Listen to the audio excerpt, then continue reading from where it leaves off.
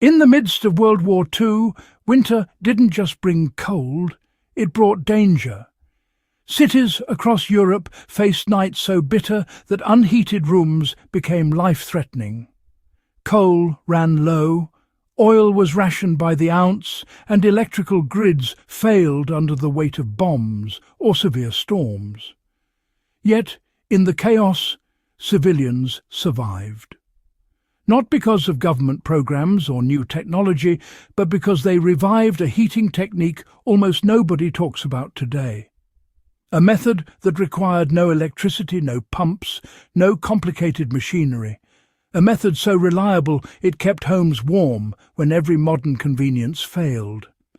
Before we dive deeper, make sure to like this video, share it with fellow history enthusiasts, comment your thoughts, and subscribe to The Hard Past. There's a lot more survival knowledge hidden in plain sight than most people realize. The key to wartime heating wasn't some secret formula or cutting-edge invention. It was thermosiphon circulation, a simple principle. Hot water rises, cold water sinks. People at the time didn't need the term. They just noticed their loops ran themselves.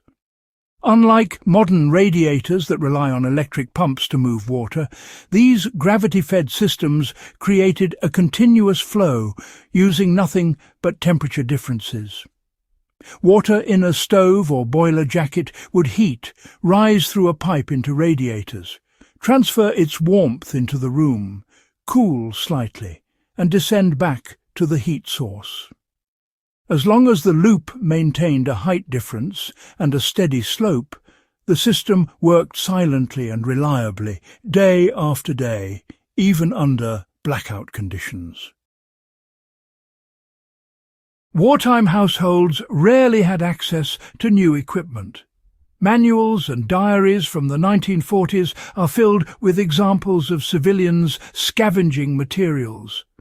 Copper pipes from abandoned buildings were cut, fitted and soldered.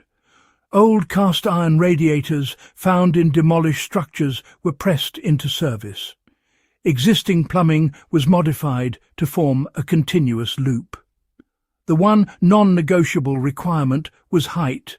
The stove or boiler had to sit below the radiators it fed.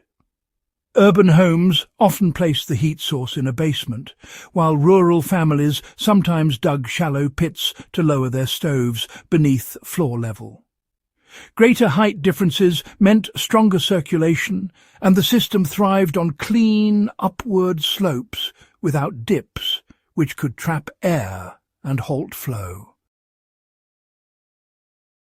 A gravity-fed loop doesn't deliver instant warmth like a modern forced air system. Instead, it provides slow, continuous heat, which changed the way families arranged their homes. Rooms were grouped into hot zones where people spent most of their time, maximizing efficiency. Radiators were placed beneath drafty windows to combat cold air currents, and heavier radiators were favored to store more heat. Curtains, bed hangings and furniture placement were adjusted to trap warmth where it was most needed. Households learned to stretch limited fuel supplies, burning a fraction of coal or wood while maintaining livable conditions. This was survival engineering, resourceful, deliberate and remarkably effective.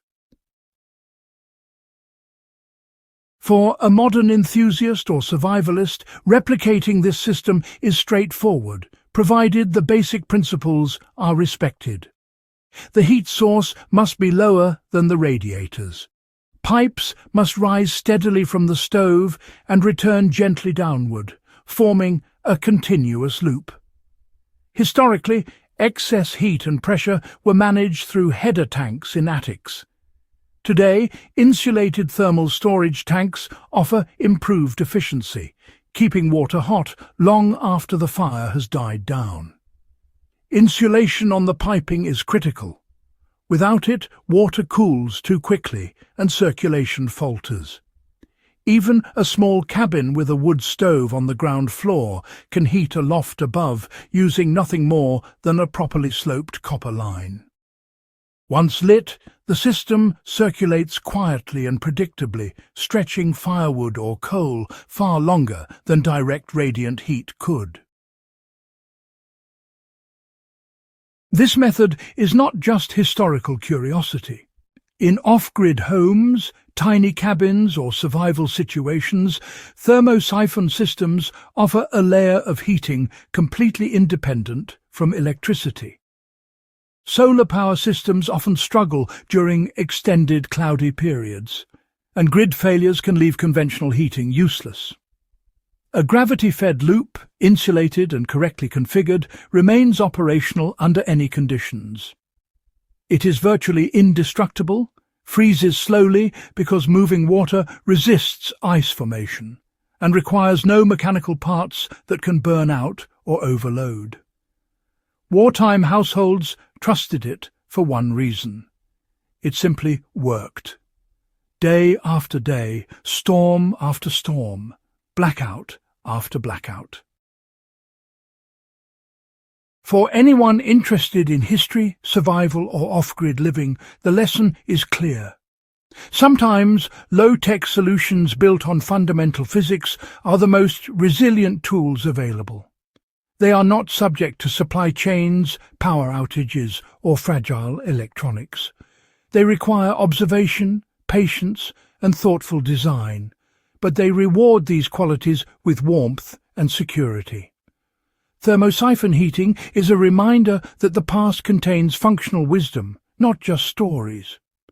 The people who endured the bitterest winters of the 1940s did so because they understood the principles of heat, gravity, and resource management, and so can we today.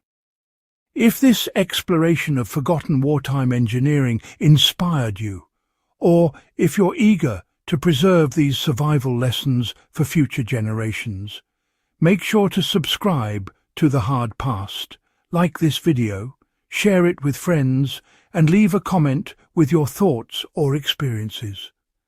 These are the strategies that quietly kept millions alive, and sharing them ensures they remain alive today.